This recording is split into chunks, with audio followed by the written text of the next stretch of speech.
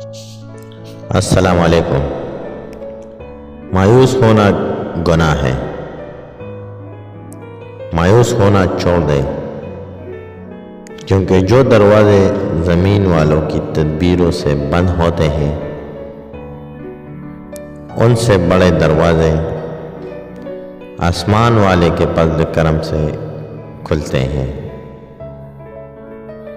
ایسا کچھ نہیں جو میرے رب سے پوشیدہ ہو، اور ایسا کچھ بھی نہیں جو اس کے اختیار سے باہر ہو۔ اس لیے مایوس ہونا چھوڑ دیں، کیونکہ مایوسی سب سے بڑی گناہ ہے۔ مایوس ہونا چھوڑ دیں۔